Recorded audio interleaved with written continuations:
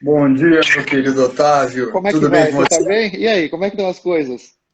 Tudo bem, graças a Deus. Pô, sensacional, cara. Muito obrigado pelo convite, viu, Pico? Muito obrigado mesmo. Para quem está entrando agora, nós estamos com Otávio Alves Júnior, professor de gestão de pessoas na FGV, tá ok? É isso Também ele aí, é um, pessoal. e segundo o próprio mini currículo dele, tem muitos trabalhos na expansão de consciência. É isso aí. Otávio, vamos falar um pouquinho sobre você. O que você tem para falar para a gente? Eu sou engenheiro, minha carreira começou na parte de engenharia, sempre na área de vendas, pós-venda, pré-venda. Anos atrás, mais de 10, uns 12, 13 anos atrás, eu comecei a fazer trabalhos de expansão de consciência. E comecei a perceber que a expansão de consciência sempre foi uma coisa fundamental na minha vida. Tanto na minha vida pessoal quanto na minha vida profissional. Entender como é que eu me relaciono comigo e como é que eu me relaciono com os outros. Isso sempre foi muito importante na minha carreira, com os meus clientes, com os funcionários, os meus colegas de trabalho, também na minha vida pessoal. Então, isso sempre foi muito importante para mim. Me parece que, na medida em que a gente consegue se entender melhor, nós conseguimos, por exemplo, no nosso trabalho, nos portar de uma maneira melhor, a gente consegue entender o que é nosso, o que é do outro, nós conseguimos desenvolver essa inteligência emocional de uma forma muito mais profunda. Porque a gente consegue, com pouco. Veja, não estou dizendo que eu sou o bambambam, não é isso. Mas a gente consegue, com essas ferramentas e esse autoconhecimento, entender de uma maneira um pouco mais clara. Por exemplo, eu estou numa reunião e faço uma proposta. Eventualmente o grupo pode achar que o caminho é outro e não aquele que eu estava indicando. Né? Na medida em que a gente não se autoconhece, eu posso de repente significar aquilo dentro de mim. Ah, a minha proposta não foi boa, as pessoas não gostam de mim, etc. Né? Tentar dar um significado negativo para isso. Na medida em que a gente se autoconhece, você começa a ressignificar as coisas de outra forma. Né? Então, ok, eu dei aquela proposta, o grupo entendeu que não era a melhor, vamos então todos remar naquela direção que o grupo decidiu, com toda a energia, engajamento, motivação, para que o plano dê certo. Esse é o que importa, né? Que as Legal. diretrizes e que os planos funcionem, né? Em última instância. E isso na vida pessoal também é muito importante. Eu acredito que todos nós, a nossa família, são os pilares em cima dos quais nós vamos construir a nossa casa. Né? A expansão de consciência na minha casa, com a minha esposa, com os meus filhos, permitiu que nós tivéssemos pilares sólidos, né? Para que a gente pudesse construir uma casa bonita, uma casa alegre, cheia de luz, enfim. Então, felizmente, consegui anos atrás começar a trilhar esse caminho e estou colhendo os frutos, né?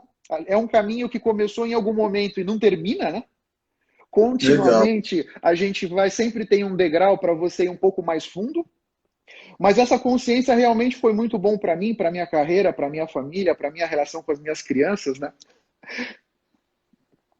E, Eu, é, Só para quem está entrando agora, a gente está com o Otávio Alves, professor da FGV, tá? E ele está falando um pouquinho sobre o mercado de trabalho. Vai falar um pouquinho sobre o mercado de trabalho pós-pandemia. Otávio, então você acha, não, na sua opinião, o autoconhecimento é fundamental para o melhor desempenho no mercado de trabalho? Eu acho que é fundamental. Veja só, a sua pergunta foi fundamental para o desempenho no mercado de trabalho. Vamos tentar olhar isso sobre um outro prisma. Eu acho que a expansão de consciência é fundamental para que a gente consiga significar as nossas experiências da melhor forma, seja experiências profissionais ou experiências pessoais, né? Então, mas no mercado de trabalho é muito importante, porque quantas vezes os problemas acontecem e os problemas crescem por uma picuinha, por uma aresta que surgiu ali numa relação e as duas pessoas não tiveram a consciência de aparar aquela aresta, né? Aí começa aquele mimimi, aquela fofocaiada, né? Ah, não, puxa, eu não gosto do fulano porque lá naquela reunião ele me falou aquilo, ou porque naquela situação me tratou daquele jeito, né? Esse tipo de picuinha, esse tipo de mimimi, essas situações que degradam muito o ambiente de trabalho, né? A energia do ambiente fica muito prejudicada na medida em que todo mundo se autoconhece, entende como é que reage com relação a várias situações. Isso faz com que a relação venha para um nível, na minha forma de ver, mais elevado. A gente começa a se relacionar num outro nível de frequência, num outro nível de energia. Nós conseguimos colaborar de uma outra maneira, muito mais profunda, muito mais intensa, né? Aspectos de empatia, que é muito importante, né? Se colocar no lugar do outro, tentar dar voz a todas as pessoas da equipe, né? Que é um outro aspecto super importante, especialmente nesse século XXI. Então, a expansão de consciência tem uma série de fatores que me parece que potencializam o nosso esforço, né? Talvez, em última instância, é potencializar o nosso esforço, é a gente fazer alguma coisa e que isso reverbere muito mais longe na medida em que você está num grupo harmônico, você está num grupo de pessoas que confiam em si, né? Também a confiança é muito importante, né? Me parece que nesse século XXI, especialmente nas relações de trabalho, a confiança, a construção da confiança é uma coisa muito importante. Na medida em que eu confio em você, profissionalmente, pessoalmente, a nossa relação vai conseguir descer para um nível muito mais profundo, né? E esses laços de confiança, eles vão sendo construídos, na minha forma de ver, com as experiências que nós vamos tendo juntos, né? Então, eu e você, por exemplo, passamos um ano novo juntos, as nossas famílias se conhecem, nós já tivemos em 2 Páscoas lá no Hotel Fazenda. Ou seja, essa convivência toda com a expansão que nós temos permitiu que a nossa relação, chegasse num nível profundo. É isso que me parece que é o segredo, né? E é nessa profundidade das relações em que a gente também vai aprendendo com os outros. Porque nessa questão toda da expansão de consciência tem aquele detalhe do espelho, né? Então, eu vou enxergar em você aquilo que está dentro de mim. Para eu ter essa consciência, exige uma certa elegância, exige ter tido um esforço, vamos dizer, de cada um de nós, para nos autoconhecer. Porque senão, eu enxergo alguma coisa em você e eu nem sei que aquilo é meu. E eu fico bravo com você, né? De alguma maneira, né? Não é? De alguma maneira, quando eu enxergo alguma coisa em você que me incomodou, eu tendo a ficar pé da vida com você. Pô, esse cara é chato, né? Puta, esse comentário que ele fez, pô, olha que coisa feia. Na verdade, estava dentro de mim aquilo, né? Eu só enxerguei refletido em você. Então, essa questão do espelho, que me parece que é uma grande ferramenta de expansão de consciência, ela vai estar mais presente na medida em que as nossas relações com as pessoas que a gente convive sejam mais profundas e sejam mais reais, né? Porque eu e você, nós podemos conviver por anos, cada um com a sua máscara, né? Exatamente. E nós nunca vamos, nunca entre aspas, né? Nós nunca vamos, de fato, conhecer quem somos. A expansão de consciência permite que a gente tire as máscaras e seja autênticos conosco e com as pessoas que estão à nossa volta. Isso me parece que é fundamental para essa construção das relações de confiança, que vão levar, aí no caso específico do trabalho, a muito mais produtividade, ideias muito mais criativas, soluções muito mais inovadoras para que essa empresa possa encantar os clientes e conseguir prosperar nesse mundo desafiador aí pós-pandemia, né? Sem dúvida. Otávio, esse momento que estamos vivendo hoje é um momento que a gente pode ter um grande aprendizado, não é verdade? Olha, eu penso assim, a nossa vida, obstáculos, adversidades e problemas vão sendo colocados na nossa vida para que a gente aprenda com eles, né? Essa é a maneira que eu significo essas minhas experiências. A pandemia é um grande problema, não vamos tentar dourar a pílula, né? É um drama social, é um drama de saúde pública, é um drama financeiro, um negócio bastante complexo e denso, mas no final das contas, é uma grande crise de transformação. É uma grande oportunidade que todos nós estamos tendo para rever os nossos valores, para rever as nossas crenças, para desafiar as nossas crenças, ampliar a maneira como a gente enxerga a nossa vida, sabe? Porque, veja só, antes da pandemia tínhamos uma vida. Estamos vivendo a pandemia, em algum momento ela vai acabar, né? Não sei se vai ser daqui a 6 meses, se vai ser daqui a 12, mas alguém vai criar uma vacina, alguém vai criar algum remédio, enfim. O ser humano vai chegar lá. Vai passar. O pós-pandemia, ninguém sabe como será. Agora, todo mundo tem certeza que o pós-pandemia vai ser muito diferente do pré-pandemia. Então, se o cenário vai mudar, e isso a gente já sabe, nós também temos que nos adaptar. Não adianta, no pós-pandemia, você querer fazer as mesmas coisas que você fazia no pré-pandemia.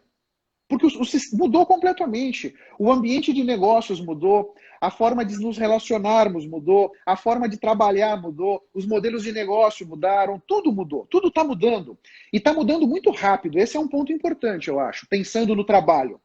As coisas estão mudando numa velocidade alucinante, porque tudo está mudando ao mesmo tempo. Então, a educação mudou. E aí não só a pós-graduação, mas também a escola, a faculdade, tudo mudou, tudo veio para o digital, tudo se digitalizou, né? Então a educação mudou, a forma como a gente compra e consome as coisas mudou, a medicina mudou. Durante anos, os planos de saúde, hospitais, já tinham a telemedicina, a tecnologia já existia. Mas existia por parte do governo uma série de ressalvas e dificuldades de implementar as coisas. A pandemia e a necessidade de isolamento fez o seguinte, é agora. Liberaram a telemedicina. Então, a forma da gente nos relacionarmos com a nossa saúde mudou. A forma de nos divertirmos mudou.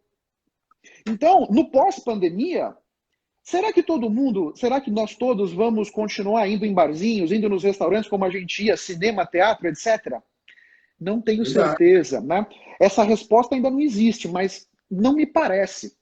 Porque por mais que a gente esteja no pós-pandemia, essa questão do vírus, eu posso estar contaminado, de repente eu estou aqui batendo esse papo com você, o coronavírus está dentro de mim, mas ninguém sabe, por isso eu estou aqui em casa trancado, eu não saio, só saio de casa para fazer o que precisa, né? Isso, os nossos relacionamentos. Então, tem um exemplo, eu gravei um vídeo essa semana e citei esse exemplo, foi muito interessante. Antes da pandemia, muitas famílias tinham aquela prática de no domingo, na hora do almoço, reunir a família toda, né? Seja na casa da avó, seja na casa da mãe, todo mundo, aquela confusão danada, enfim, todo mundo falando ao mesmo tempo, né? Agora, quantas pessoas iam a esses encontros com o coração azedo pra caramba, só para cumprir tabela, só para dizer que foi? Hoje, semanas de isolamento, quantas pessoas pagariam para ter essa oportunidade de estar na casa da mãe, de estar na casa da avó, com os familiares, abraçando todo mundo? Então, no meio dessas mudanças todas, é uma oportunidade que a vida está nos dando para entender o que de fato é importante para nós. Porque aquele relógio de ouro, imagina que alguém que está aqui conosco nessa live tem um Rolex de ouro, um relógio de 20 mil dólares, sei lá. O que esse relógio vai te ajudar nessa pandemia? Nada. Agora, o seu nível de empatia, o seu nível de autoconhecimento pode te ajudar muito. Então a gente começa a perceber que o que de fato é importante para nós, o que de fato é importante para a nossa vida, o que nós temos que nutrir dentro de nós para que nós consigamos nos aproximar daquilo que realmente a gente quer. Porque tem várias pessoas e tem vários trabalhos sobre isso, né? Quando a gente está ali nos últimos instantes de vida, na beira da morte, ali naquela mesa do hospital, aquelas pessoas, normalmente, elas não vão reclamar porque elas não compraram mais um automóvel. Puxa, caramba, não comprei aquela cobertura lá em Miami que eu tanto queria.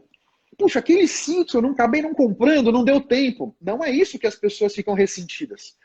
O que as pessoas ficam ressentidas é não ter tido a oportunidade de passar mais tempo com os filhos, de passar mais tempo com a família, de passar mais tempo com os amigos, né? Então, a verdade é que essa pandemia e essa situação toda que o mundo nos colocou tem feito com que a gente possa refletir um pouco sobre isso. E eu tenho certeza que todos nós vamos sair no final desse túnel transformados, e eu acredito que transformados para melhor. Com certeza. Transformados para melhor, né? E entendendo esse nível de mudança, junto com muita mudança vem muita oportunidade. E aí só tentando puxar um gancho agora para o mercado de trabalho. Sim, né? Como a gente pode construir o nosso futuro. Né? Então, assim, eu acho que é importante que todo mundo entenda que essa mudança radical que está acontecendo, tanto nas formas de trabalho nas empresas, quanto nos modelos de negócio. As coisas estão mudando muito rapidamente. Né? Os nossos hábitos de consumo estão mudando muito rapidamente. Em função da pandemia, em função de tudo isso que está acontecendo com a nossa vida. Então, você que está empregado, eu acho que um ponto que você precisa ter claro é o seguinte: o futuro do trabalho, que de repente já é hoje, né? Na minha forma de ver, exige um modelo em que você vai ter várias fontes de renda. Então, aquele trabalhador que tem um emprego com carteira assinada, salário dia 15, dia 30, esse modelo de trabalho me parece que está com os dias contados. Eu vejo que mais e mais esse nível de digitalização que a gente acabou de falar vai levar as empresas a adotarem formas de trabalho diferentes.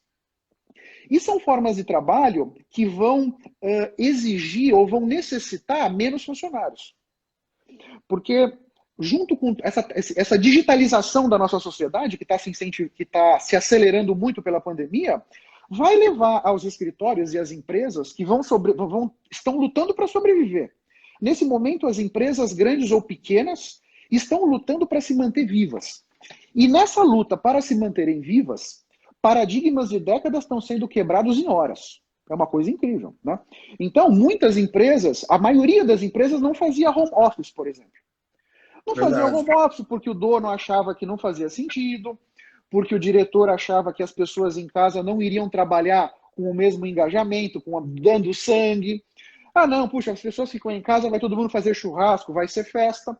De repente veio a pandemia, meu caro, é assim ou só tem esse jeito. Bota todo mundo em casa e acabou. E as pessoas foram colocadas em home office, a maioria delas, e a verdade é que todos estamos nos dando conta do seguinte: dá para trabalhar. Muitas pessoas trabalham até mais em home office do que elas trabalhavam no escritório. O tempo de deslocamento, aqui em São Paulo, por exemplo, muitas pessoas de manhã cedo levavam 40, 60 minutos para chegar no trabalho, e no final da tarde, outros 60 minutos para chegar em casa. No home office, essas 2 horas, em vez de você perder no trânsito, de repente você está trabalhando. Todos descobrimos que é muito possível, por exemplo, trabalhar em casa, que as ferramentas de comunicação digital funcionam, que dá para fazer reunião, dá para monitorar o andamento dos projetos, tem ferramenta para tudo isso. Então, hoje, as empresas estão se enxergando isso como uma oportunidade de reduzir despesa. Porque pensa um escritório que tem um andar alugado em algum lugar. E ali é o escritório deles, eles pagam uma grana de aluguel. Poxa, se eu conseguir colocar metade do pessoal em home office, hoje está 100% em home office, né? Praticamente todo mundo está em home office. Se você conseguir... Fala. Só entender você. Vamos tentar enquadrar o que você está falando dentro da pergunta do Fred Vasconcelos aqui. Qual foi a pergunta do Fred? Quais são as mudanças que virão para ficar e quais serão provisórias? Eu acho que esse é um tipo de mudança que veio para ficar, hein? Eu acredito que o trabalho remoto veio para ficar. Eu acredito que a educação, vamos dizer, a digitalização da educação veio para ficar. O que eu digo veio para ficar não é que, por exemplo, as nossas crianças então vão deixar de ir na escola e vão passar a ter aula só no computador. Não é propriamente isso. Eu vejo que é um modelo híbrido que vai ter no futuro. As crianças vão continuar indo para a escola, vão ter aula presencial, mas essas aulas presenciais vão estar muito mais digitais e vão estar muito mais ancoradas em ferramentas digitais para poder potencializar o aprendizado da criança. Então, por exemplo, imagina que tem um garoto, uma menina, sei lá, 12, 13 anos, que está tendo uma aula de história sobre a Roma Antiga. Antes da pandemia, como é que era essa aula? A professora vai lá com o livro, fala, eventualmente mostra uma foto ou outra. Talvez depois da pandemia, essa aula, cada um vai colocar um Google Glass e nós vamos lá para a Roma Antiga. Verdade. Nós vamos experienciar como é que se vivia naquela época, né? Então, eu acho que... Não sei se o que vai ficar e o que vai deixar de lado é uma boa forma de colocar, Fred, mas talvez... Como é que o que nós tínhamos, mais o que nós estamos experiendo hoje, como é que isso tudo vai se misturar para chegar num outro modelo, né? Da forma como nós nos divertimos, por exemplo. Então, teatro, cinema, restaurantes, bares, como é que vai ser a demanda por esses serviços depois da pandemia? Porque muitos de nós pode ficar meio cabreiro de pegar um cineminha e no cinema senta você, as pessoas um do lado do outro ali, né? Como é que vai ser isso? Como é que as pessoas vão estar? Isso antes de ter uma vacina, né? Então, o vírus já está mais ou menos controlado, as coisas estão mais ou menos sob controle, mas não tem ainda, eu não estou vacinado. Então, como é que vai ser essa relação? Ninguém sabe direito, né? Mas certamente vai mudar. Tanto que, e aí você vê, quando eu digo que os modelos de negócio estão mudando, pega na questão do entretenimento, né? Pega o cinema, estúdios de Hollywood, salas de cinema e tudo mais, e pega o Netflix. Puxa, me parece que nesse jogo de forças, as ferramentas digitais de entretenimento, pelo menos no primeiro momento, vão caminhar mais rápido, né? Então, nessa mudança toda, a verdade é que nós temos que, na minha forma de ver, perceber essas nuances, entender um pouco para onde as coisas estão indo, para que a gente possa nos posicionar diante de tudo isso, né? Com relação à questão do mercado de trabalho propriamente dito, né? As coisas estão mudando muito aceleradamente. A tecnologia, em função da pandemia, está sendo usada com muito mais intensidade do que ela vinha sendo usada. Então, uma coisa que eu acho muito importante é assim, imagina que alguma pessoa que está aqui conosco, batendo esse papo, ele tinha, ou ele ou ela, né, tinha um determinado cargo lá atrás. A gente tem uma tendência a, puxa, eu sou o Otávio, eu sou engenheiro. A nossa profissão, aquilo que a gente tem como trabalho, diz muito sobre nós. E dentro do nosso coração, isso é muito enraizado, né? Então, muitas vezes eu vou dizer, se eu estou me apresentando para alguém, eu vou primeiro dizer que sou engenheiro do que eu sou pai, por exemplo, né? Então, a nossa profissão é alguma coisa importante, é uma coisa que está profundamente dentro de nós. Na medida em que o mercado de trabalho está mudando rapidamente, aquela profissão que você tinha, pode ser que no pós-pandemia ela não seja mais demandada. Porque as empresas encontraram uma outra forma, mais barata, mais rápida, mais eficiente de fazer aquilo que você fazia, percebe? Então, você profissional, ao invés de focar no cargo que você tinha, naquelas tarefas que estavam associadas com aquele cargo, eu acho que a gente tem que olhar muito mais para as nossas competências. Então, pensa num currículo, por exemplo. O currículo é um documento onde nós vamos nos apresentar, concorda? Normalmente tem ali os nossos dados pessoais, tem o cargo que a gente gostaria de ocupar, e tem ali as empresas em que nós trabalhamos com o que fizemos em cada empresa, né? Depois tem alguma coisa de cursos, etc. Né? Isso é um currículo. Me parece que essa visão do currículo tem que mudar. Ao invés da gente descrever as empresas onde trabalhamos e as tarefas que fazíamos nessas posições, a gente deve olhar para as competências que nós temos. Porque aquelas tarefas podem hoje estar sendo feitas por um algoritmo. De repente é um computador que está fazendo, sabe? Você deu uma deixa boa aí. A Rose Liotti, ela está perguntando exatamente isso. Quais são as competências necessárias nesse novo formato de trabalho? Uhum. Olha só, como é que ela chama? Rose Liotti. Rose Liotti. Rose, veja só. Eu enxergaria isso sobre um outro prisma. Eu olharia para dentro de mim para identificar quais competências eu tenho. Esse é o caminho que eu faria. Que competências eu tenho? Elenque as competências que você tem. E identifique dentro de você aquilo que você quer fazer do fundo do coração. Nesse século XXI, nesse pós-pandemia, me parece que nós vamos encontrar a nossa realização profissional e financeira fazendo aquilo que a gente gosta. Nesse século XXI, o lado direito do cérebro é que manda. Então, nós vamos conseguir vender os nossos serviços se a gente, de fato, está apaixonado por aquilo. A gente tem que conversar com os nossos clientes, o olho tem que brilhar. É esse tipo de conexão que nós temos que buscar. Então, não é quais competências serão demandadas. O que você gosta de fazer? Então, pega, por exemplo, vamos pegar um exemplo aqui de uma pessoa que gosta de cozinhar, ok? Então, eu sou um analista financeiro, é meu trabalho, e eu gosto de cozinhar. Eu acredito que a minha paixão é cozinhar, é isso que eu gosto de fazer. Eu trabalho como analista financeiro para pagar as contas. Como é que eu posso transformar essa minha paixão, nesse exemplo, cozinhar, poderia ser pintar quadros, poderia ser fazer algum artesanato, poderia ser músico. Como é que eu vou monetizar essa minha paixão? No caso de cozinhar, eu posso trabalhar numa cozinha, eu posso fazer vídeos de culinária, eu posso escrever sobre culinária, eu posso fazer podcast sobre culinária, eu posso fazer palestra sobre culinária. Entende, Rose? Então me parece que você deve encontrar aquilo que você gosta do fundo do coração e buscar maneiras de monetizar aquilo. Porque um outro aspecto disso aqui, Rosa, é o seguinte, lá no pré-pandemia, né, quantas pessoas trabalham, têm um emprego, têm alguma atividade e são infelizes? A gente fica um terço da nossa vida enfiado no trabalho. Imagina as pessoas que passam um terço da vida fazendo alguma coisa que não gostam. Puta sofrimento danado, pô. Então, então, veja só, aquele modelo de trabalho que a gente tinha antes da pandemia também não era tão legal. Quantas pessoas eram realizadas com o que fazem, ou com o que faziam, né? Quantas pessoas acordavam na segunda-feira felizes porque iam trabalhar? Eu tenho para mim que é a minoria. Não sou dono da verdade, mas me parece que é a minoria.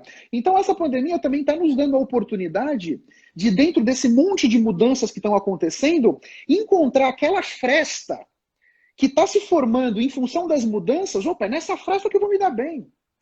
Então, identifica aquilo que você gosta de fazer, aquilo que você quer fazer do fundo do coração, e busque quais competências você precisa para desenvolver aquilo. Esse aqui é o ponto. Então, talvez as competências que eu precise, Rose, sejam diferentes das competências que você precise. Né? Não tem uma receita de bolo. Não tem um hall de competências. Puxa, essas aqui todo mundo tem que ter. Me parece que depende de cada um de nós. Como cada um de nós é único, então eu sou de um jeito, o Pico é de outro, você é de outro, e cada um é único porque fomos criados de uma maneira, fomos educados, cada um à sua maneira. Né? E aqui não tem certo nem errado, é só diferente. Isso fez com que nós criássemos as nossas crenças, os nossos valores. Então, não adianta eu querer ter o estilo de liderança que tem o Pico, porque o Pico é diferente de mim. Eu tenho que desenvolver o meu estilo de liderança, que em função da minha especificidade, da minha singularidade, vai ser único para mim. Né? E você terá que desenvolver o seu, percebe? É assim que eu vejo. Né? Interrompendo o Otávio, ele se refere ao Pico. Para quem não me conhece, meu nome é Fabrício Kozer e meu apelido é Pico. E como nós somos amigos, ele se refere a mim como Pico. Tá bom? Eu deveria estar falando Fabrício, é isso? É. Ok. Para quem está entrando agora, a gente está com o Otávio Alves, engenheiro, professor da FGV. Tá? Ele está falando um pouquinho como a gente deve ser agora, a flexibilidade que a gente deve ter para encarar o mercado de trabalho pós-pandemia. É isso aí. Porque assim, no pré-pandemia, lá atrás, a carreira das pessoas, ela ia se desenvolvendo como uma espécie de uma escada. Então, de repente, a pessoa fazia uma faculdade, subia um primeiro degrau, ia ganhando experiência, ia ganhando traquejo, de repente subia mais um degrau, aí mudava de empresa, talvez no mesmo degrau, subia mais um, e a gente vinha subindo uma escada. Né? Aí, até onde a pessoa subia, depende das oportunidades que tinha, depende do que a pessoa propriamente queria, enfim, de N coisas. Me parece que agora no século XXI, esse século XXI e o pós-pandemia, né, essa ideia da carreira em formato de escada se desconfigurou. A nossa carreira agora é um mosaico, é assim como eu vejo. E nesse mosaico, no centro do mosaico tem que estar aquilo que você gosta de fazer do fundo do coração. Aquilo que você vai fazer sem esforço. Porque quando a gente trabalha fazendo o que gosta, a gente não se cansa. A gente trabalha horas e horas e horas e horas e continua energizado, porque você está fazendo aquilo que você ama. A ideia da carreira mosaico é encontrar várias formas de monetizar aquilo que você ama. Me parece que esse é o ponto. Né? E é uma forma... Agora, tem uma série de desafios nesse caminho, porque na medida em que eu sou funcionário de uma empresa e recebo o meu salário, eu tenho alguns desafios. Quando a vida passa a ser o Otávio SA, e o Pico SA, e o Rogério SA, e o Fred SA, cada um trabalha por conta própria. Você vê países mais desenvolvidos que nós já estão muito mais à frente nesse processo. As pessoas têm a própria empresa. E eu vou oferecer as minhas competências para as empresas que estão interessadas em comprar, né? Para resolver problemas, para andar com projetos e tudo mais. Me parece que o futuro vai se configurando, o futuro do trabalho vai se configurando com essa composição. Né? As empresas vão estar muito automatizadas, Os processos de rotina, as pessoas que ficam carimbando coisas, arquivando coisas, esses aí estão com os dias contados, porque essas posições vão ser eliminadas pela tecnologia muito rápido. Porque a tecnologia está andando muito rápido para atender a demanda das mudanças todas. Então, nós todos vamos precisar estar preparados para essa nova forma de trabalhar, que é uma forma mais empreendedora. Mas que eu acredito que lá no fundo tem muito mais chance de trazer para nós aquela realização pessoal e profissional que a gente gostaria de ter, do que o emprego de salário no final do mês, que a gente faz alguma coisa que não gosta, sabe? Exatamente. A Madel, ela tá perguntando aqui se nessa nossa nova fase, qual o valor da comunicação para se sair bem no mercado de trabalho? Caramba, Madel, que pergunta maravilhosa. Veja só, nessa nova forma de trabalho, eu entendo que nós vamos estar em vários grupos ao mesmo tempo. Porque cada um de nós vai tocar, em paralelo, vários projetos, empresas diferentes, com equipes diferentes. Esse mundo empreendedor que eu enxergo. Respondendo a Madel, e já aproveito para agradecer a sua presença aqui com a gente, Madel, a comunicação é fundamental. A comunicação é uma competência espetacular que vai fazer uma grande diferença na vida de todos nós, tanto pessoal quanto profissional. A maneira com que a gente se comunica, a clareza com que a gente consegue colocar as nossas ideias, a competência que nós vamos ter para ter influência e persuasão nas várias equipes que a gente vai trabalhar, vai ser super importante, Madel. E aqui tem um tempero adicional nesse molho, que é o seguinte: a tecnologia vai permitir que nós trabalhemos com pessoas muito diferentes de nós, de outras cidades, de outros países, né? Então, nós vamos precisar de uma empatia muito grande, de uma inteligência emocional muito apurada, para conseguir entender essas várias personalidades dessas pessoas completamente diferentes que vão estar na nossa equipe e nos comunicar de uma maneira assertiva. Muito boa pergunta. Otávio, a Sofia Catiari, acho que você conhece. Conheço. Ela tem alguma dica para jovens que vão ingressar no mercado de trabalho pós-pandemia? Me parece, Sofia, que assim, primeiro, a ideia de carteira assinada, puxa, precisa se desconfigurar. Né? Não me parece que essa juventude que está na faculdade hoje, que vai se formar no pós-pandemia, eu acredito que esses jovens nem vão ter carteira de trabalho. Né? Mas é a minha forma de ver. Então esse é um primeiro ponto. O segundo ponto me parece que é o que você gosta de fazer, Sofia? O que toca o seu coração? Porque aquilo que tocar o seu coração é aquilo que você vai conseguir passar para as pessoas com brilho no olho. É aquilo que você vai conseguir fazer com que as pessoas te sigam engajadas e motivadas pela energia que você está emanando. Quando a gente faz alguma coisa que não gosta, a gente vibra com uma frequência baixa. Quando a gente passa a fazer alguma coisa que a gente de fato gosta, de fato nos toca profundamente aquilo, nós subimos, nós vamos para um outro nível de frequência. E a gente começa a se comunicar com as pessoas, não só fisicamente, mas energeticamente. Esse é o caminho, me parece, Sofia. Que você encontre aquilo que você gosta de fazer do fundo do coração e se dedica para isso. A sua realização profissional e financeira virá daí, me parece. Se papai puder estar nesse caminho, eu estou aqui para te ajudar. Já que a Sofia é minha filha, né?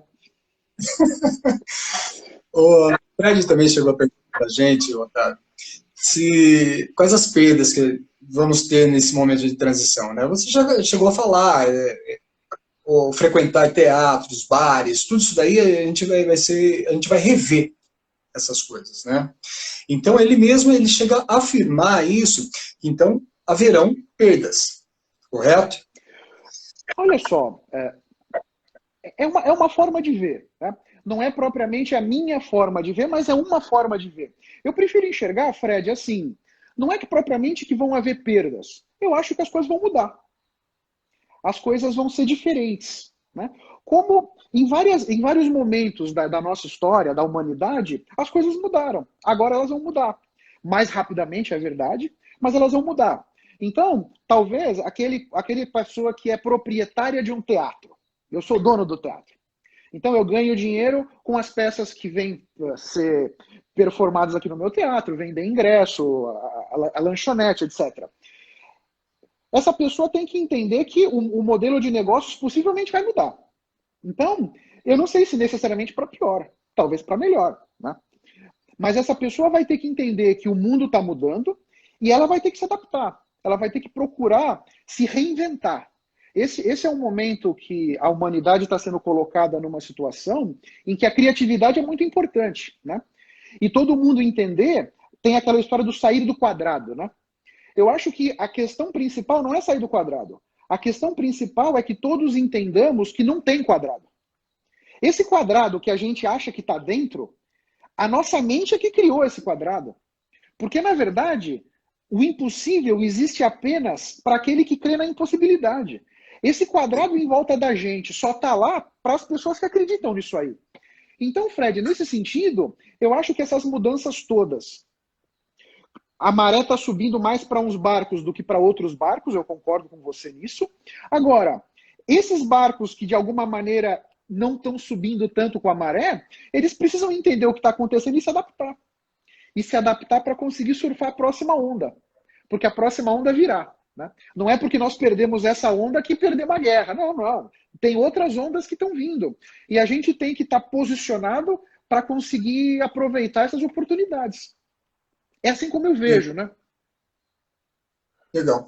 Otávio, eu acho que dentro disso também, o Emanuel, ele está perguntando se é possível viver de forma financeiramente bem quando não se valorizam a profissão a que a pessoa exerce. Uhum. Emanuel, né? Veja só, Emanuel, o que é viver financeiramente bem? Vamos lá. Então vamos tentar olhar isso de uma forma mais ampla, né? Porque você concorda que para você, Emanuel, viver financeiramente bem pode ser diferente do que é para mim, né? Mais cedo um pouco, a gente estava aqui batendo um papo sobre a experiência que a pandemia está trazendo para todos nós, no sentido de que a gente entenda o que é de fato importante para nós, né? Então, esse seu viver financeiramente bem certamente passa, suponho, né, por coisas que você compra e precisa e um padrão de vida que você gostaria de ter, né? É uma maneira de você repensar isso também, né? Será que todos nós precisamos, para ser felizes, daquela camisa de R$ 500? Será que a gente precisa de fato? Ou será que com uma camisa de R$ 50 a gente não pode ser feliz igual? Porque eu prefiro enxergar aqui, Emanuel, o seguinte: tudo que a gente precisa está dentro de nós. E já veio dentro de nós no nascimento. Basta a gente encontrar, mas está tudo aqui dentro. Então, eu acho que na medida em que você faz aquilo que você ama, vamos imaginar que o viver financeiramente bem na sua cabeça, só para tentar trazer um exemplo aqui, seja R$ 10.000. Só para, né, eu sou engenheiro, o número para mim sempre fica mais fácil. Imagina que para você R$ 10.000 significa viver financeiramente bem, tá? De repente, você pode concluir que várias daquelas coisas que você gostaria de comprar com os seus R$ 10.000, elas não sejam tão importantes. Elas não contribuam tão decisivamente para a sua felicidade como você imaginou. Porque a verdade, Emanuel, é o seguinte: a felicidade é uma decisão nossa. Nós decidimos ser felizes a cada instante. Não importa aonde você está, não importa com quem você está. Você pode decidir: serei feliz ou não serei feliz. Então, a pessoa pode ser podre de rica. A pessoa pode estar financeiramente super bem, mas ser infeliz. Não ser realizada. Por mais que tenha dinheiro para comprar o que quiser. Do outro lado da gangorra, tem aquela família super humilde, que vive a família inteira num cômodo só, numa situação de grana super apertada. Mas eles são felizes. Então, na minha cabeça, o viver financeiramente bem não é importante. Essa é a minha forma de ver, eu comigo. O importante é que eu seja feliz. O importante é que eu faça coisas que tragam para a minha vida um significado positivo. Isso é que é importante. Então, uma ideia para você dar uma olhada, o quão de fato importante na sua vida é viver financeiramente bem. Porque eu acredito que o dinheiro que a gente precisa, né? Ok, ninguém vai passar fome, não é disso que eu estou falando, né? Mas assim, você tem uma grana para morar em algum lugar, comer, se vestir de alguma forma, conseguir fazer as suas coisas, isso para mim é estar financeiramente bem, né? Agora, se você... Vamos imaginar que você não chegou nesse limiar. Você não chegou fazendo aquilo que você gosta, você não chegou naquele limiar de grana que você gostaria. Só que o seu coração, ele tá pleno, cara. Sua vida tá plena. Porque você tá fazendo alguma coisa que você gosta do fundo do coração. Que cada instante que você passou ali tá te energizando. Mais do que dinheiro, cara. É uma coisa intrínseca, que vem de dentro de nós. Sabe? Então, o sucesso vem de fora para dentro.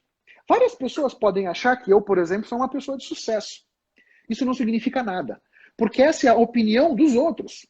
O que importa é o que está dentro de mim. O que importa, eu me acho uma pessoa de sucesso ou não. Isso é o que importa, né? Por exemplo, o Pico, o Fred, o Rogério, que estão aqui na live, eles podem me achar uma pessoa de sucesso. Legal, mas isso é importante para eles e não para mim. É a visão deles, né? Me envaidece que eles me achem de sucesso, mas é a visão deles, o que eu de fato acho. Né? Isso é que é importante, Emanuel. Então eu te convido, na verdade, a você procurar aquilo que te enche o coração. Por mais que isso, num primeiro momento, não vá te dar tanto dinheiro, mas o seu coração vai estar pleno. Isso me parece que é mais importante do que estar cheio de grana com uma vida fútil, uma vida meio sem sentido, sem significado. Essa é a minha crença, né? Então a questão de grana é relativo também, né? Nós podemos muitas vezes nos adaptar a uma vida um pouco mais barata, vamos dizer, para viver o que a gente quer, para viver o que a gente ama, sabe? Essa é a real. Legal. Sabe? E assim, esse fazer o que a gente ama, pode ser que venha nos trazer um futuro próspero de grana, mas certamente vai nos trazer um futuro próspero em termos de sentimento, realização, sabe? O coração tá cheio de amor, entende? Me parece que isso é mais importante que a grana. Legal. Otávio, estamos falando, para quem está entrando agora, né? A gente está falando com Otávio Alves, né, professor da GV de Gestão de Pessoas. Tá? Também é um executivo internacional e um grande amigo meu. Otávio, a gente está com, eu acredito que seja engenheiro Lucas aqui, que ele é aluno de gestão de pessoas. Ele está pedindo uma dica para encarar essa crise sem perder o foco nos objetivos profissionais. Qual que seria essa dica aí? Olha só, Lucas, eu acho assim, o nosso foco é muitíssimo importante para a nossa vida. E a cada instante da nossa vida, a gente escolhe onde vai colocar o nosso foco. Isso é importante. É uma responsabilidade de cada um de nós. Então, aonde a gente escolher colocar o nosso foco, aquilo vai florescer dentro de nós. Então, se você escolher colocar o seu foco no medo, o medo vai florescer. Se você puder escolher, se você quiser colocar o seu foco na tristeza, a tristeza vai florescer. Se você escolher colocar o foco na alegria, a alegria vai florescer. Então, primeiro, é uma responsabilidade sua e pensa seriamente onde você está colocando o seu foco. Esse é o primeiro ponto. Né? Um outro aspecto do seu foco é, você pode focar em coisas que você controla ou em coisas que você não controla. Decisão sua. Então, nesse maremoto que todos nós estamos vivendo, tem uma série de coisas que a gente controla. Tem outras que a gente não controla. Procura focar naquelas que você controla. Então, pensa numa pessoa que ela sistematicamente coloca o foco no medo e coloca o foco em coisas que ela não controla. Perceba que essa pessoa vai ter uma vida miserável. Vai ter uma vida de sofrimento. Por mais que ela esteja cheia da grana, cercada do bom e do melhor.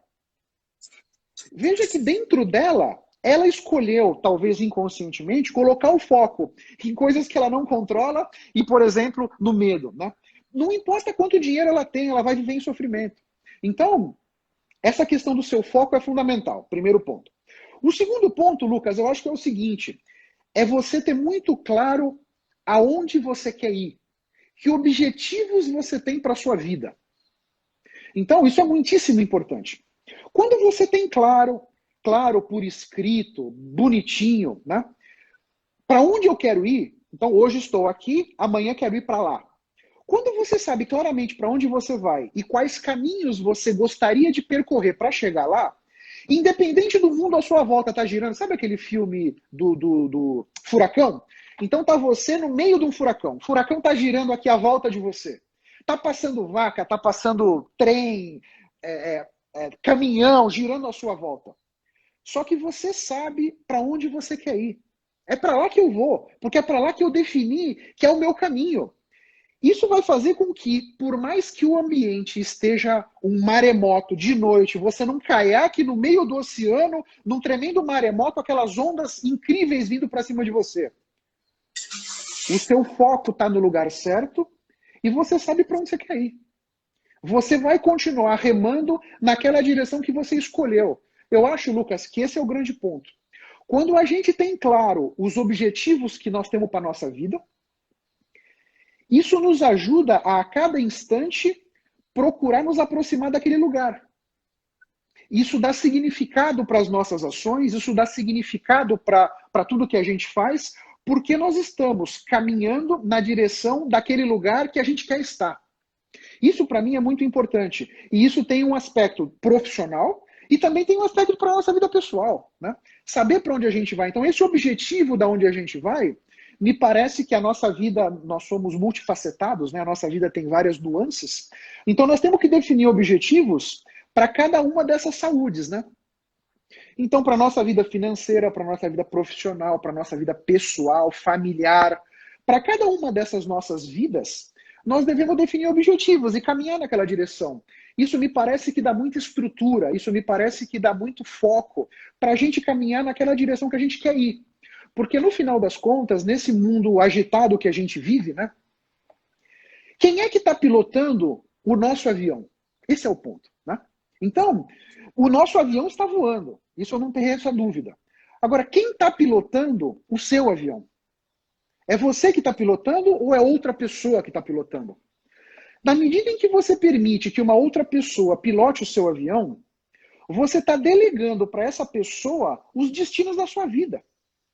Porque essa pessoa vai levar o seu avião para o lugar que ela acha que o seu avião deve ir.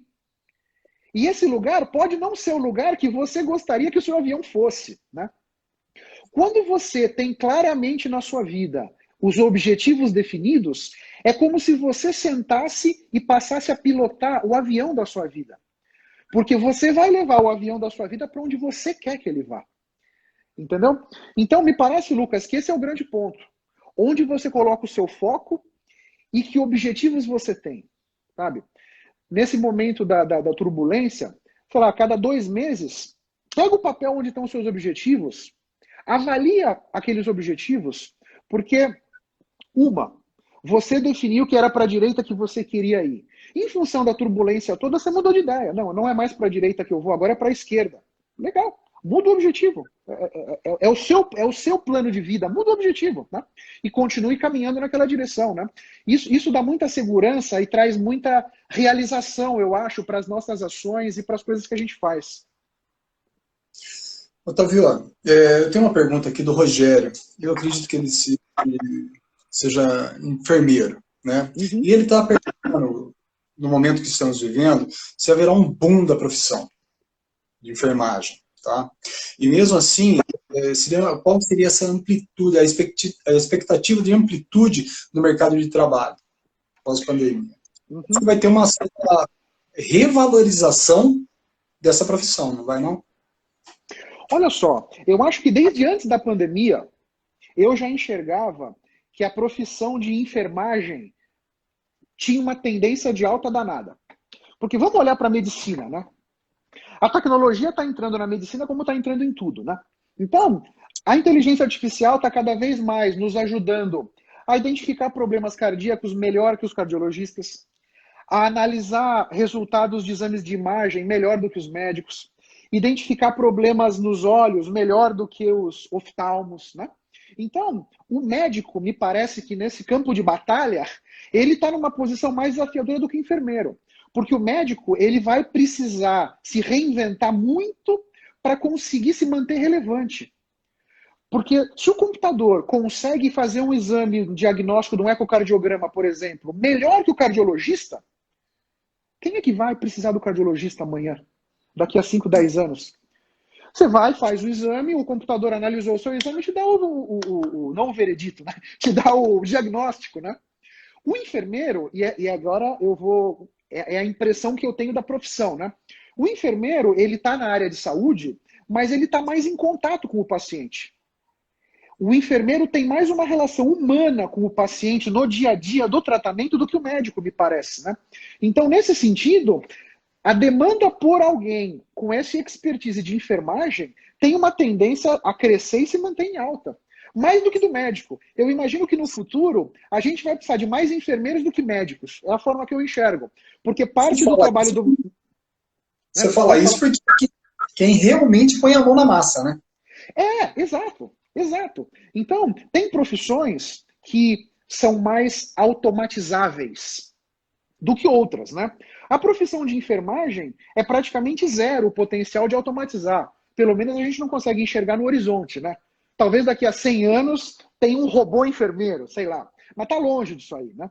Agora, a inteligência artificial que vai fazer análise de exames de imagem, isso já é hoje.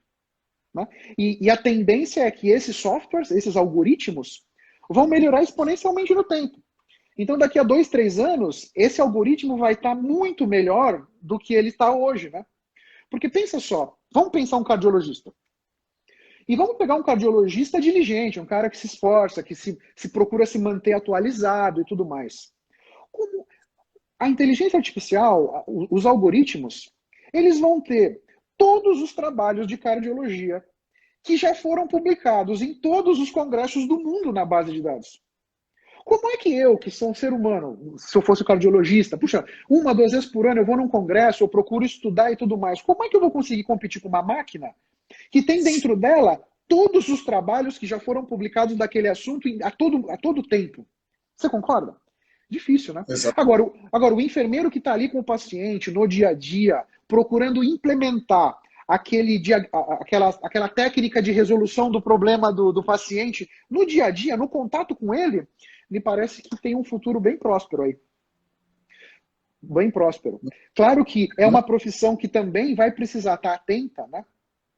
Porque a tecnologia vai chegar e outras técnicas, outros equipamentos, um outro tipo de competência vai precisar ser desenvolvida. Mas me parece que o futuro dos enfermeiros é bastante bom, viu? Bastante róseo, vamos dizer. Legal. O Emanuel é o que fez a pergunta do futuro com relação à felicidade e dinheiro, né? Uhum. Ele está falando aqui sobre traçar metas e ver essa trajetória do dia a dia caminhando, colocou ele mais de pé no chão, tá?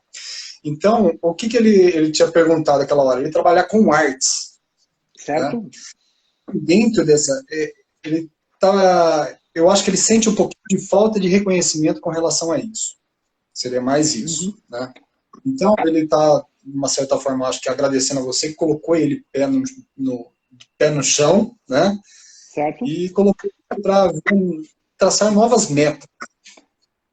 Eu acho, Emanuel, veja só, você falou em reconhecimento, né?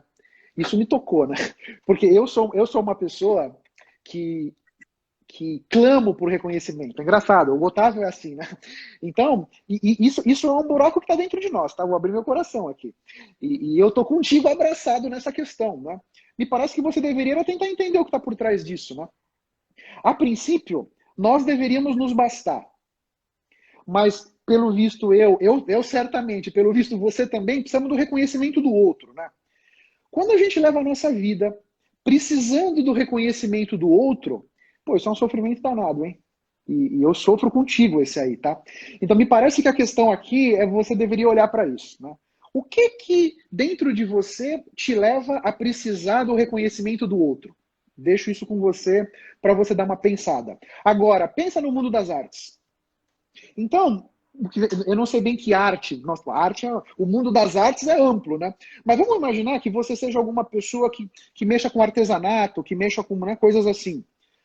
Pensa na pandemia.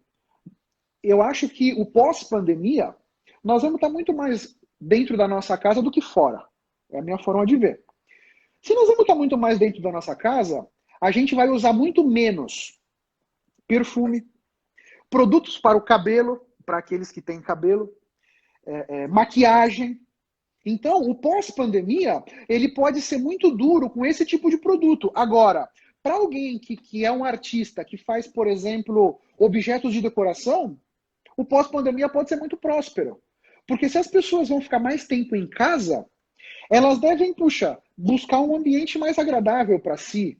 Pensa que antes da pandemia, muitas pessoas só iam para casa para dormir, né? Então, em princípio, não precisava ter nada em casa, porque eu só venho aqui dormir. Agora, com esse pós-pandemia, que eventualmente pode ser mais recluso, puxa vida, não, eu quero decorar minha casa melhor, porque esse é um ambiente em que eu vou passar a maior parte do tempo. Pode ser uma oportunidade para você, Manuel. Já pensou nisso aí? Não? Otávio, o Gabriel, ele está falando aquele negócio de colocar a mão na massa ou não, né? Aí ele está falando, ele está perguntando, médico não põe a mão na massa? Não, veja só, não é que não põe a mão na massa, veja, não é isso que eu quis dizer. O que eu quero dizer é o seguinte, no mundo e essa é a minha forma de enxergar, ok? Eu não estou dizendo que estou certo. No mundo da medicina, o médico ele tem uma atuação importantíssima na recuperação do paciente, mas ele não está ali no dia a dia. Ele vai analisar os exames, ele vai prescrever algumas coisas, e quem vai implementar aquilo é o enfermeiro, que vai estar no dia a dia com o paciente. O médico talvez passe no hospital uma vez por dia para dar uma olhada, ver como é que as coisas estão. O enfermeiro está lá a todo momento, né? Nesse sentido, que o enfermeiro coloca mais a mão na massa do que o médico. Mas a participação do médico nessa formação do diagnóstico e na definição de quais passos nós vamos tomar para resolver a doença é fundamental a questão do médico também. Entendeu? Eu não quero menosprezar de jeito nenhum a questão do médico nesse jogo todo, né? Legal. Otávio, o papo está excelente, cara. Que Foi bom. top com você, mas a gente vai ter que estar encerrando aí, né? Muito bom, não, sem problema. Agora, a gente esteve aqui com o Otávio Alves Júnior, um engenheiro apaixonado por pessoas, executivo internacional, professor de gestão de pessoas na FGV. Eu agradeço de coração, Otávio, Muito você estar obrigado. aqui. E espero novas oportunidades para bater um papo contigo, hein? Olha, muito obrigado a todos. Eu quero que vocês saibam que o meu grande objetivo, o que eu quero fazer do fundo do coração, o que eu gosto de fazer, é impactar as pessoas, é conseguir ajudar todos vocês a construírem a sua melhor versão. Esse é o meu objetivo, é isso que me enche os olhos. E eu faço isso com um canal no YouTube e com um podcast. Pode me procurar. Legal. Se você preferir em vídeo ou em áudio. O meu podcast se chama LideraCast. Se você for no YouTube, Otávio Alves Júnior, você vai me achar. E estou à sua disposição nas minhas redes sociais para discutir com vocês, para bater um papo, para explicar alguma coisa que não ficou clara, tá bom? Um grande abraço para todos vocês e bom feriado. Aproveitem, tá? Gratidão, Otávio. Até a próxima, grande abraço, viu? meus caros. Tchau, tchau. Valeu. Um ótimo final de semana para todo mundo.